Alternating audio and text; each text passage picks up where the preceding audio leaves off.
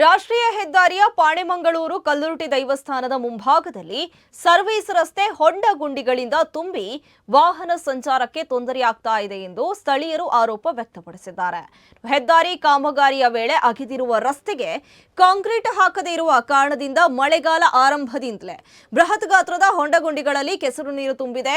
ಹೊಂಡದಲ್ಲಿ ಬಿದ್ದ ವಾಹನಗಳು ಮತ್ತೆ ಎದ್ದೇಳಲು ಸಾಧ್ಯವಾಗದೆ ಹರಸಾಹಸ ಪಡುವ ದೃಶ್ಯಗಳು ಕಂಡುಬಂದಿವೆ.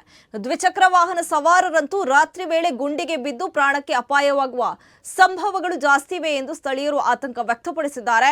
ರಾಷ್ಟ್ರೀಯ ಹೆದ್ದಾರಿ ಕಾಮಗಾರಿ ಗುತ್ತಿಗೆ ವಹಿಸಿಕೊಂಡು ಕೆಲಸ ನಿರ್ವಹಿಸುವ ಕೆಎನ್ಆರ್ಸಿ ಕಂಪನಿಯ ಪ್ರಮುಖರಲ್ಲಿ ಅನೇಕ ಬಾರಿ ಹೇಳಿದರೂ ಯಾವುದೇ ಸ್ಪಂದನೆ ದೊರೆತಿಲ್ಲ ಎಂದು ಆರೋಪ ಮಾಡಿದ್ದಾರೆ. ಇನ್ನು ಮಳೆಗಾಲವಾದ್ರಿಂದ ಗುಂಡಿಗಳಿಗೆ ಬಿದ್ದು ಜೀವಕ್ಕೆ ಅಪಾಯವಾಗುವ ಮುನ್ನ ಸಂಬಂಧಿಸಿದ ಇಲಾಖೆ ಎಚ್ಚೆತ್ತುಕೊಂಡು ಕ್ರಮ ಕೈಗೊಳ್ಳಲು ಸ್ಥಳೀಯರು ಮನವಿಯನ್ನ ಮಾಡಿದ್ದಾರೆ.